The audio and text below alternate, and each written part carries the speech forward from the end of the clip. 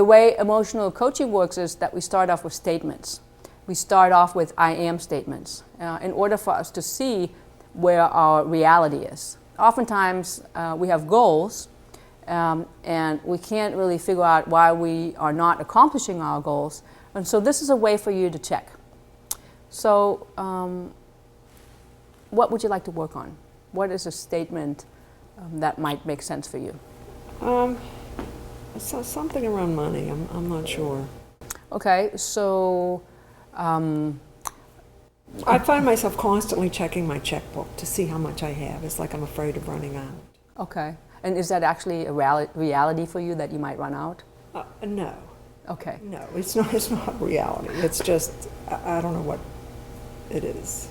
So let me just have you make some statements, and then we can kind of see what we want to work on. Okay. Okay. Let's start with this. I'm okay with being wealthy. I'm okay with being wealthy. Mm-hmm. So it's not her reality. I'm okay with having $1 million. I'm okay with having $1 million. That's not her reality. I'm okay with living in poverty. I'm okay with living in poverty. Hold nice and strong. Yes. So thank you. So you can see that her reality, even though this is not really her reality internally is more comfortable with being in poverty, and there's the need to look at the checkbook all the time. In order for us to kind of find out what part of the brain is involved here, I use the meridian system. It's a 5,000-year-old system that comes to us from the Yellow Emperor, and it helps us categorize what might be triggered. So you don't really need to do anything. I'm going to muscle test you, and I'm going to just throw energetically the different areas at you. So kidney, hold nice and strong. I'm going to ask you to make the statement, I'm okay with making $1 million, while I test different categories. I'm okay making $1 million. Kidney, keep going. I'm okay making $1 million. Bladder. I'm okay making $1 million. Stomach. I'm okay making $1 million. Spleen. Keep going. I'm okay making $1 million. Thyroid. Okay, good. You can stop. So could you see that all of a sudden, as I was throwing things at her, that her arm changed, right? And it was became strong on thyroid. The next thing will be for us to explore a little bit what emotion is involved here. So just listen. You don't have to do much, because I am not interested in your neocortex. I don't want her to rationalize about this. I want to get into what's going on below the iceberg. So we have lost. Okay, so that was a instant hit. So the concept of you feeling lost. Okay, so her body's telling us that when she makes the statement, I'm okay with making $1 million, that what comes up is the feeling of feeling lost. So at this point, I'm going to ask you how you relate to this. How does this make sense? Oh, it makes sense. Can you say a few more things about it? Sure. When I watch the Wheel of Fortune and those people win money, I always think, well, I wouldn't want to win that, because then I have to pay taxes on it, or some sort of negative thing comes up. What would I do with that money? Okay. So feeling lost in terms of if I had this money, what would I do? What would I do? How could I be a good steward? What would I do with this? Okay. Keep that in mind. Hold nice and strong. Yeah. So when the person talks about what they think is connected to this, then the arm will go down. So is there anything else? Let me see. The concept of the other things. No. So I told you earlier that the way we have emotions, it's really like it's a pattern, and they're reoccurring. So like the old record players, when the needle was kind of stuck, like we play the same song over and over again. This is how we experience emotions, how they occur for us. So most likely, this kind of pattern has been with you biochemically for a long time. So would you be willing to take a look at when did this start, or getting some more information about it? Sure. Okay. So the concept of the most original event where you felt lost, in a sense of if there was too much abundance, if you had more than you needed, that you kind of didn't know what to do with it. Hold nice and strong. When you were conception to 10, so we have the time of conception, we have conception to birth, birth to 5, 5 to 10. We have 5, 6, 7, 8 years old. So again, I'm not asking her neocortex, her brain. Her body's telling us, when I was 8 years old, I was already experiencing this emotional feeling lost around abundance. Anything that you would be willing to share with us, anything that you remember? I'm not sure what happened at 8. We weren't living very well at the time.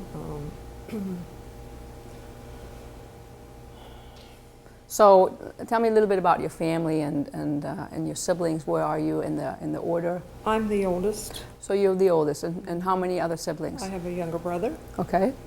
And how much younger is your brother? 3 years. Okay, so and you were probably in 3rd grade? Probably, although I guess, I'm not sure. And what's going on at home? Both parents are working? No, just my father was working. He worked in the steel mills. Okay, your dad's working in the steel mills, and your brother is, so when you're 8, he's 5, so he's probably about to go to school. Yeah, maybe. And what's your mom doing? I think she was just a homemaker. I don't remember. Did she ever work? She did work. She worked during the Korean War. Okay. And how old were you during the Korean War?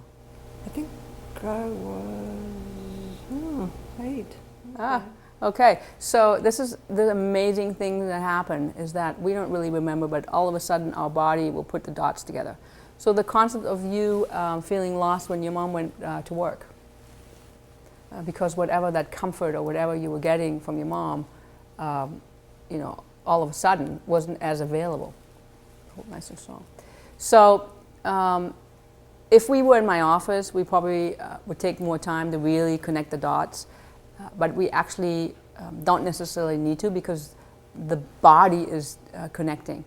So at this point, we're going to do a clearing technique, and what I'd like you to do is just take your hand on your stomach, okay, and take your other hand on your forehead. Perfect. I'm going to like you to close your eyes and just take a deep breath. For those of you in the audience, I'd like you just to stay quiet. If you want to sort of vicariously participate in the exercise, you can. Just take one hand on your stomach, the other one on your forehead.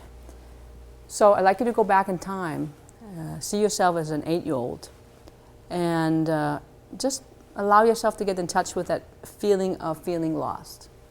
Mom went back to work, and she wasn't as available as she was before, and you just experienced that feeling of lost. You didn't really know, maybe you needed more emotional support, and it just wasn't available. So just be with that. Breathe into that.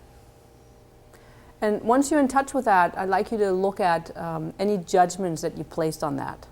Maybe you were judging her, maybe you were judging the situation, maybe you were judging that, why did she have to go back to work? Why did we need that extra money? Why couldn't she just be available? I needed her. And so just inside yourself, complete those statements. I forgive myself for judging, and whatever makes sense. Or I forgive myself for judging my mom, or I forgive myself for judging that time period. Whatever comes to mind. Awesome, thank you. Okay, so in a second we're going to muscle test Joyce again, and we're going to see if there's anything different about the muscle test. Okay, so here we go. Think about whatever you were thinking about. You're 8 years old and your mom's going back to work. Hold nice and strong. Wow, you're really strong. Really, really strong. Okay, look over there for me. Okay, good. Awesome. And who remembered the statement? Right. I'm okay with making $1 million. I'm okay with making $1 million. Ooh, you're really strong in that. Awesome. Congratulations. Thank you. Awesome. So just very briefly, how do you feel? It's sort of tingly, like alive. Oh, okay. Like more alive. Okay. Thank you. Thank you for coming up. Thank you. Let's give her a hand.